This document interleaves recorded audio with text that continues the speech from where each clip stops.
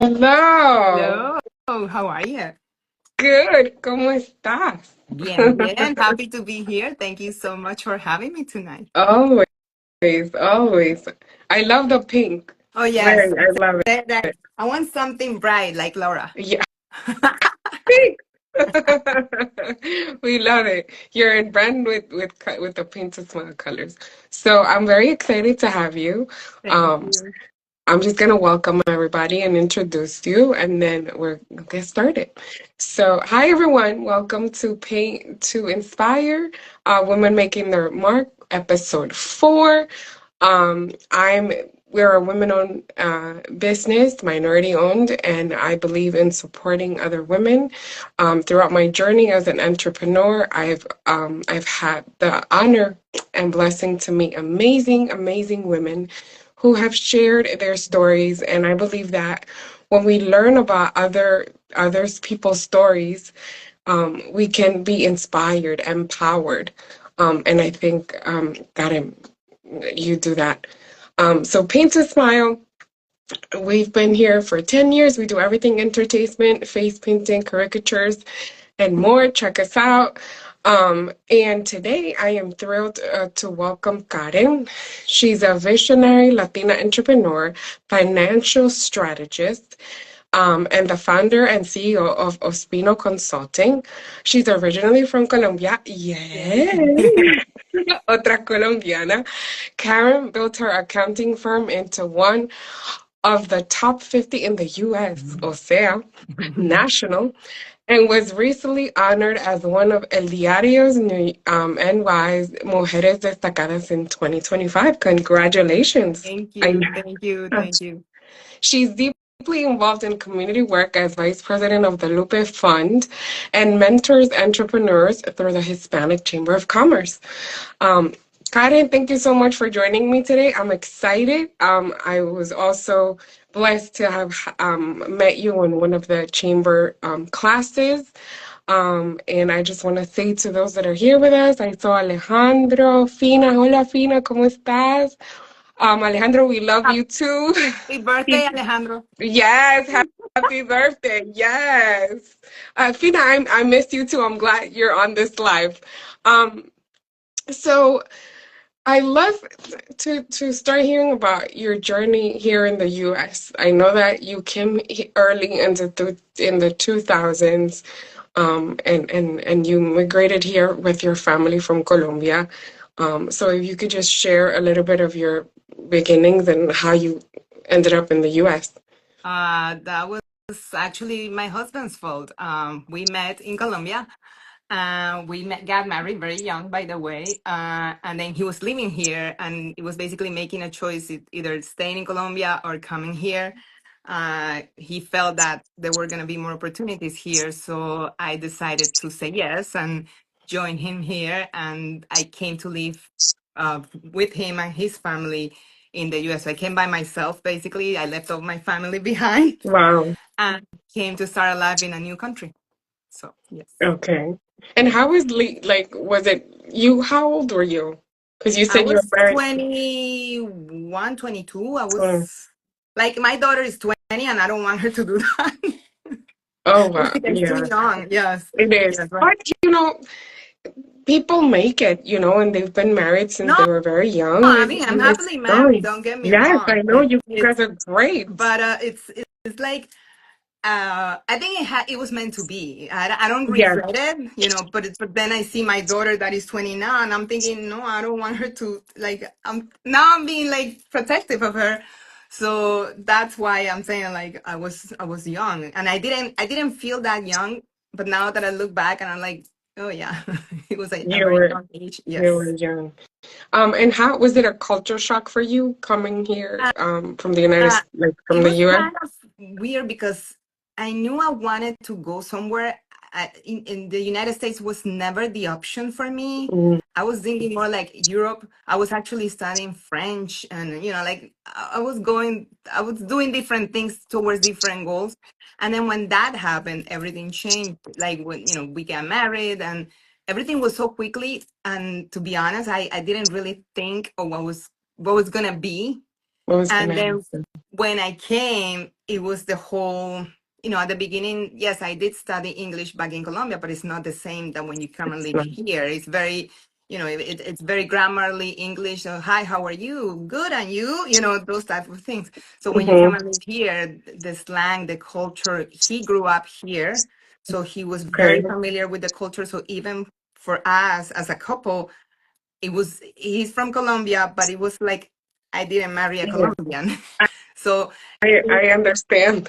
so it was his mentality. He went to elementary school here, high school here, and I was coming from a different world, even though we spoke the same language. Yes. So it was a new adventure and a challenge at the same time. But here we are, 23 years later, happily married. Yes. So And he works with you also, right? yes, In Ospino. He works now with he's you. part of Ospino Consulting. So that has been another interesting challenge, but it's been also a good one. So A um, blessing. yeah. We'll get into that.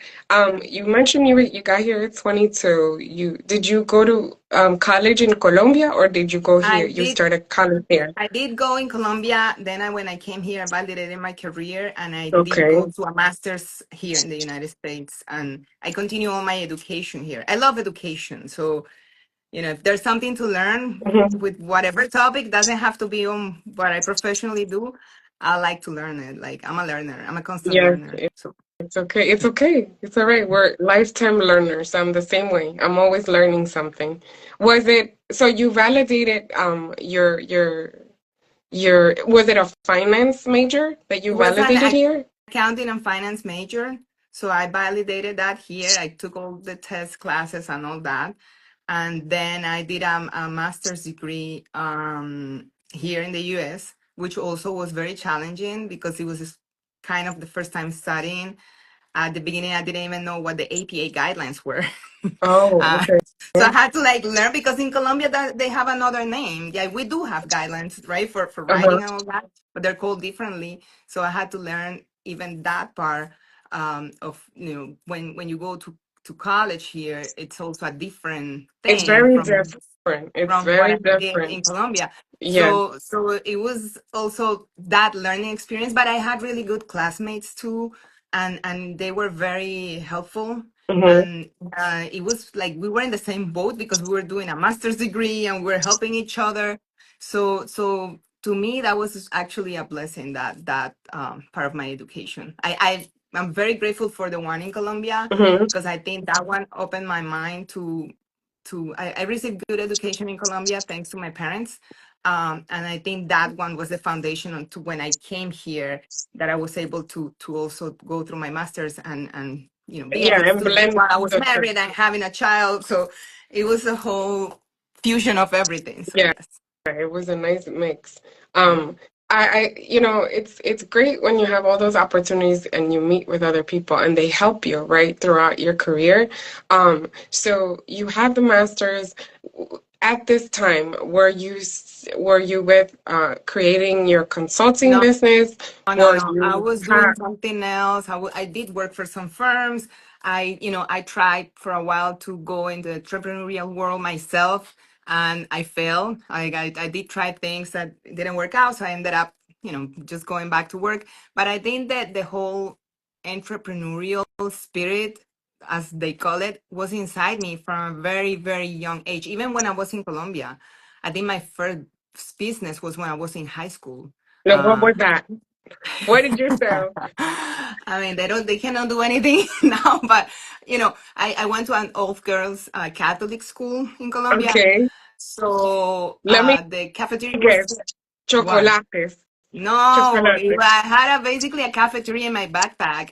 The Oh, tú cafeteria was tenías always the whole the thing. the cafeteria was always full, so Oh, we people I couldn't love it. even buy things during recess. So I started, instead of carrying books, I started carrying, I don't know, chocolate chips cookies, and all, the little paqueticos. I used to make sandwiches, and because I just wanted to make money. Yes.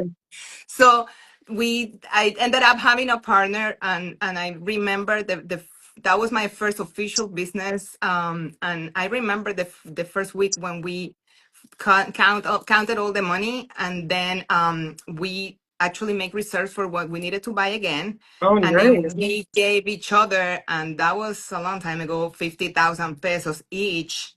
Mm-hmm. And I remember that with that, I bought my first CD ever that I bought myself, that it wasn't something that my parents gave me. And Mm-hmm. I remember how I felt, and I said, like, I need I to do something like that love it. again. Yes, you saw a So, need in your school, right? That they were busy. They needed people were hungry, yeah, but right? that was Recess. illegal. Like we weren't supposed to be doing that. I So know, but you found a when the way. nuns find out, that was another story. But you know, but it was something that it was always like looking what people need and Mm-hmm. then identifying that. And I wanted to do something, and I made bracelets. I just wanted to be able to produce. And while I was in school, it's not like because I needed, but I just wanted to. You That wanted to. You had that fire Yes, in you for very yeah, early on, and and many. it's been Yeah, inside me ever since. Yes. that's good. And some of us is like your parents. You saw your parents growing up, or you just had it, and you were just that kid that was always looking for something to do. I love that you were still doing. I love it with especially the nuts. Estabas de traviesa, Karen. But so you worked with different firms, and then you created Ospino Consulting. How long have you had the business in E- Inglewood? 11 years. 11 11 years. years. Ospino Consulting was born 11 years ago. I did try other businesses. They didn't work out, because I wasn't prepared, and I Mhm. realized that I needed to learn some lessons. Uh, so I don't call those business a failure. I think they were a learning school for me, and I'm very grateful for them. I'm very grateful for all the lessons learned, and that was also the inspiration for Ospino Consulting, because I did have the formal education, but Yes. then that's not enough. No. I have learned way more with my experience that I ever learned in a classroom. Yes, you learn the foundation, you learn the standards, but then when Mhm. you're having a business, all that theory, it's like really not enough. So things from when a business owner is trying to open up a brick and mortar, like all the licenses and paperwork that you gotta go through, it's not something that I do for people, but at least I know I'm able to explain, right? Like, okay, you need the Yeah, health when they're certificate or training. the CEO or things like that. Make sure you don't sign a lease before you understand it, that you can actually have that business in that place. So those little details. And you uh, check all the marks. I learned, and then I said, you know what? And I also realized that, especially in our communities, there weren't many people that could really help, and really like guide people in a very selfless way, so they can do whatever they wanted to do, or they can execute their vision. So when I began, I had all that inside me, and that was one of the motors, like, trying to help others to really fulfill their dreams. Yes. Y Yeah. Alejandro lo certifica y yo también. You're always trying to help. Any little doubt, like I've gone to her, I've asked you, especially during COVID, because it was such an uncertainty with Yeah, grants, with yes. PPP, with all these things. And it was like, if you apply for this, don't apply for this, make sure you don't have this and do this. And it was just like, you're always, so you share knowledge, and that's great, you know? You give, right?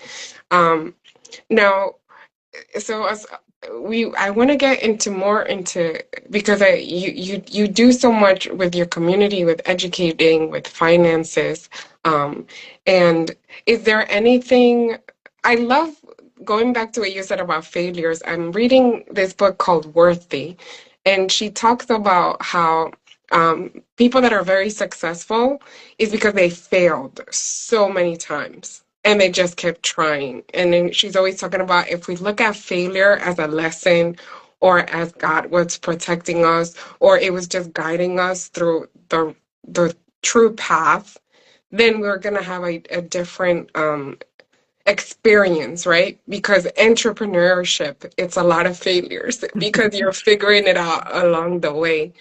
Um, is there anything you would say to those like first time business owners that are trying to financially, anything that you see, especially in our community, that you're like, you know what, I see that, our people, they should do this before I think getting started. we should be getting better at researching and planning before getting Researching. to the execution.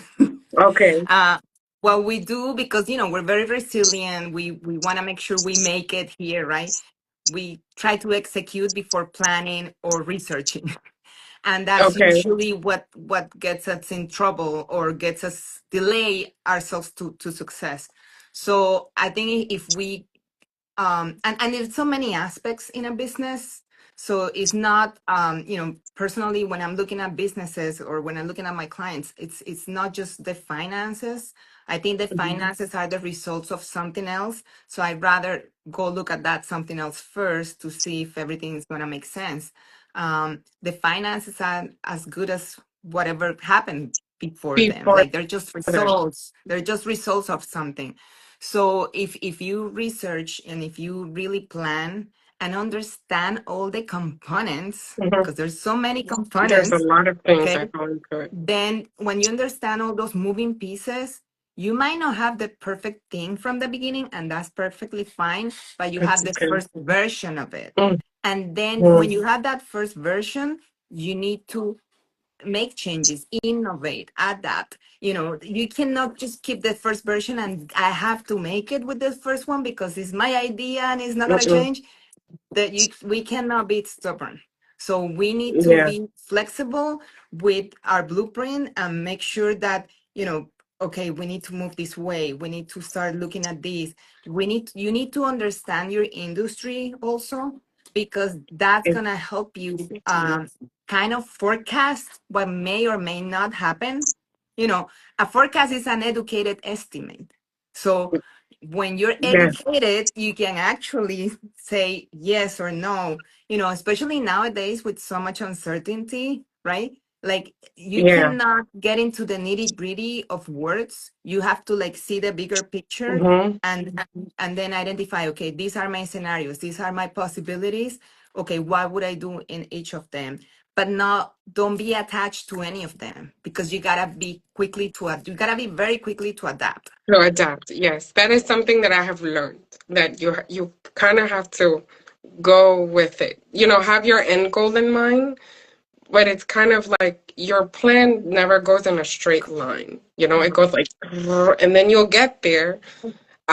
But I And love what you said about plan and research, because we're so, like, a lot of us they're so excited about just getting it done, registering that LLC or getting the thing going, that it's like, wait, wait, wait. Like, do some planning and some research, because like you said, having the right understanding your next steps, and if you si tú lo haces a la loca, right, Mhm. it's gonna hold you back, Yes, right, if you did something and it's wrong. gonna delay And every you. Yeah, It it will. can delay It will. you.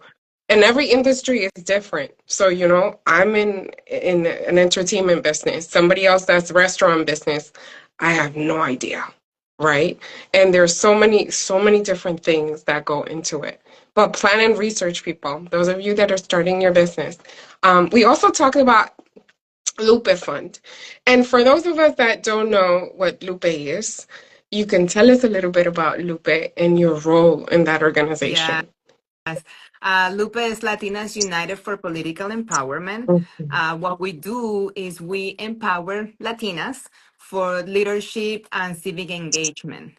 So we educate, we help. We do have a beautiful scholarship program.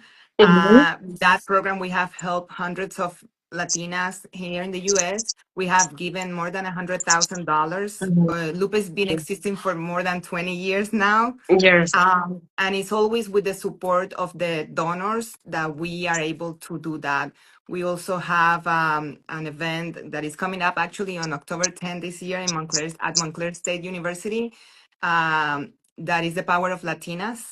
the power And, of Latina. and the idea is to have workshops for entrepreneurship, for education, and for civic engagement. So Mhm. with people that is interested in participating in understanding, we can only move forward if we come together as a community. Yes.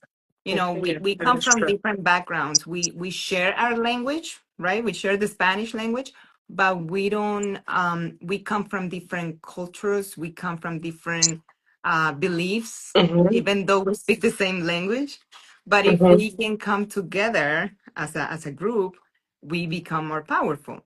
So what we do in Loop is to empower us women to come together and to help each other, and that's what we do there. I'm currently the vice president of Yes, LUPE. you are. um, and then, I really love that foundation, because I think the impact that has on the community is really, really important, and it moves forward. It helps moving forward.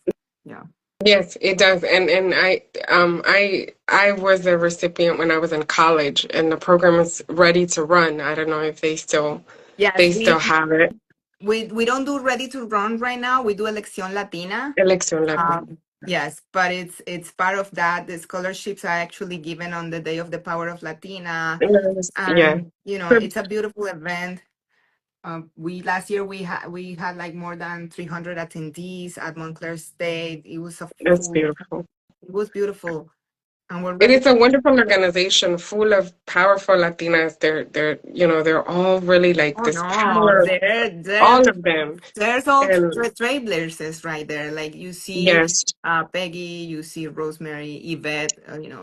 It's Carmen, like Heidi, like everybody in their own yeah, spaces. yeah, They're moving forward. They're doing something. There's nonstop there. So yeah, it is. it's 100% volunteer work. We all volunteers there, Okay. but we gotta do something, right? So we to help each other. So I think it's a great organization to really help and So empower yeah, Latinas. it is, Yes. and it's also a great yeah, to give to.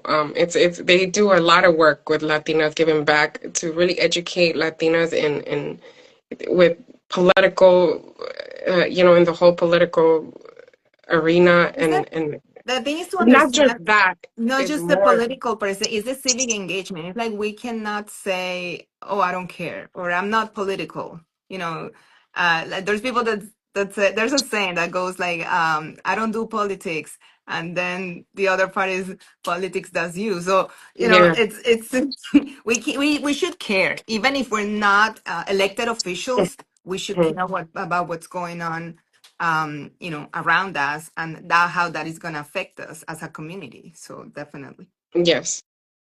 Yeah, you're right. And then we can't, like, turn our face, or just like, with the political climate that is going on today, we can no longer just be like, oh, no veo nada, or it's not happening to Yeah. me, or it's a lot going on, right? Yes, but at the same time, it's more than just going out there and fight. It's also like the fight can be also like impacting people, right? So I, Yes, I think it helps when we help each other out, when we open opportunities. The face of those girls that receive scholarships, it's like, oh my gosh, like that's priceless. it is, and So especially because you're doing it at such a young age. yes, And like, I remember I was very involved, and you have that drive, and it teaches you to be active in your community in a positive way, right? yes, Not in, yeah, it's not all about the fight, or there's so many other things you can do, and so many other things that we should be aware of, you know? Because we all come, like you said, we speak the same language, but we all come from different backgrounds, different cultures, right?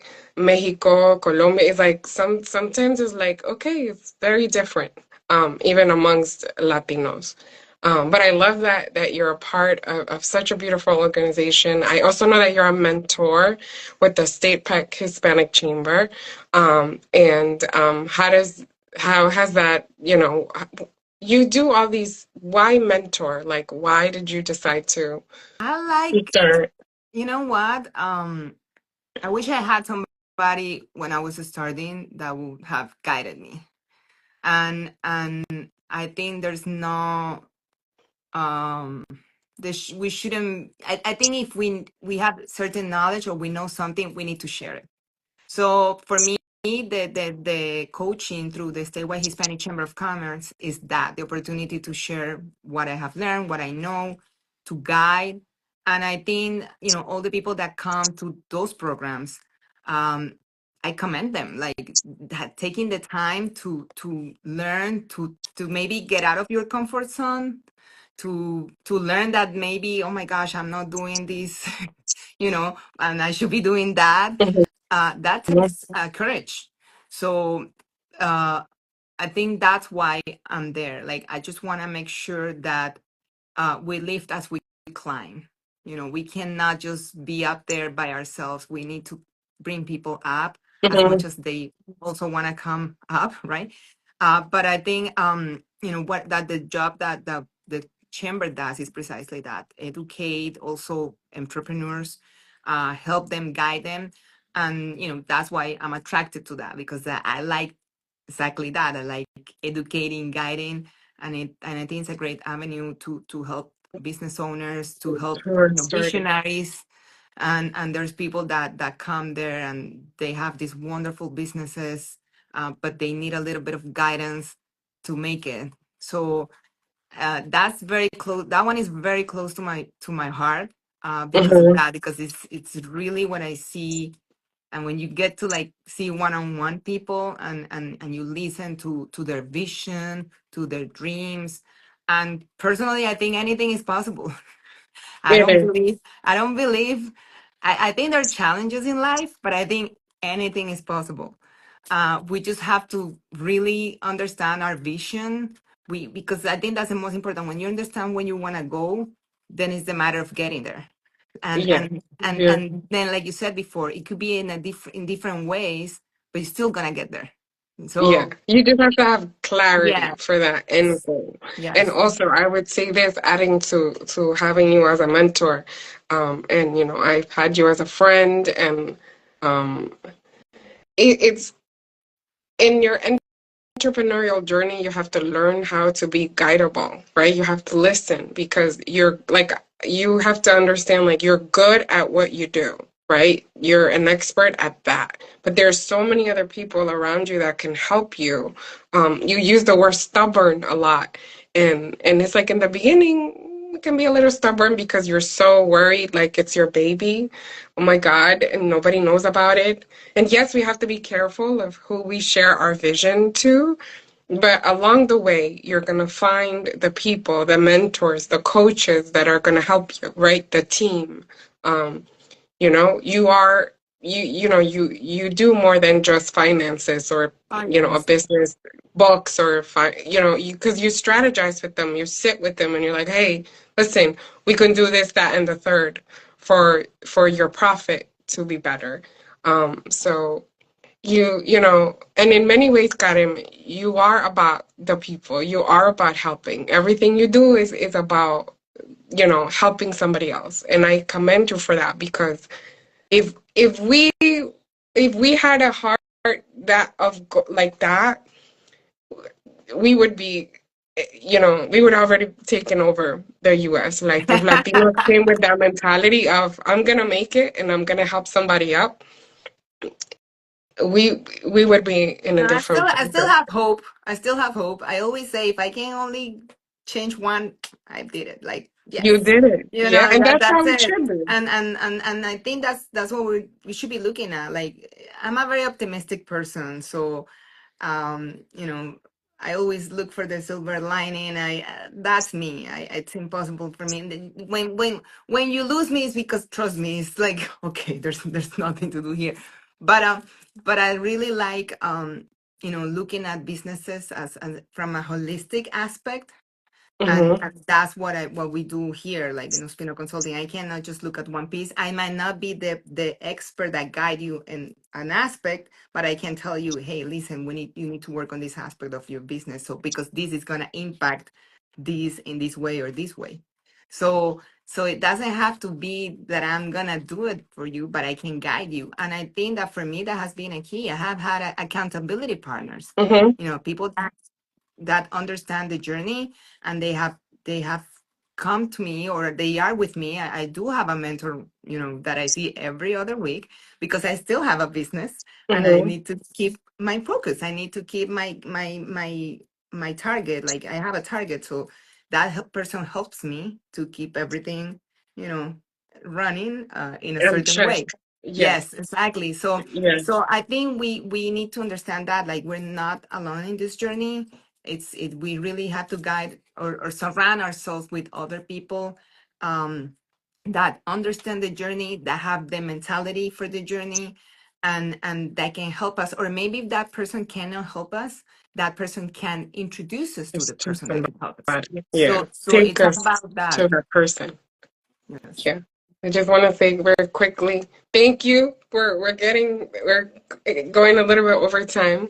Thank you, Karem. It was also her first time going live, so muchas gracias. You did Thank you. amazing. You killed Thank it. you. It was amazing. I'm also going to leave all of her handles on our comments so you can follow her, learn a little bit more about Ospino Consulting, learn a little bit more about LUPE. I am going to be having it's in the making a live with the Hispanic Chamber because I think they have amazing programs that educate our community, and and is there anything else that you would any words that you would want to leave um, it, today with to those entrepreneurs, I think or maybe that the you words that I would say that I always say, don't be afraid of your numbers.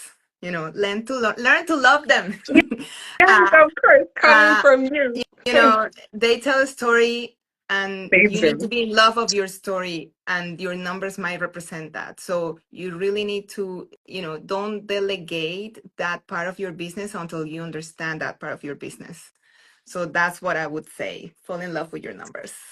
Fall in love with. I love it. I love it. I really do. I really do because I'm the person that I was not. I was like, I don't want to look at that. I don't understand that. I did that last, and until I really understood, like, okay, what's my, what's what's cash flow and what's profit and how can I do this? And until I really understood where things and how everything connected, then I had a bigger understanding of like, okay, my business is doing good or it's not, and I have to change some things. Yes. So yeah, learn to love your numbers. Again, thank you, Thank Karem. Next you. week, I mean, in 2 weeks from now, May, I believe is 28th, I'm going to have Counselor de Jesus with me. May is Mental Health Awareness Month, so I'm very excited. She's going to be with us in 2 weeks. So I will see you guys in 2 weeks. Again, gracias, Karen. Thank You did you. awesome. Gracias. Bye. Ciao.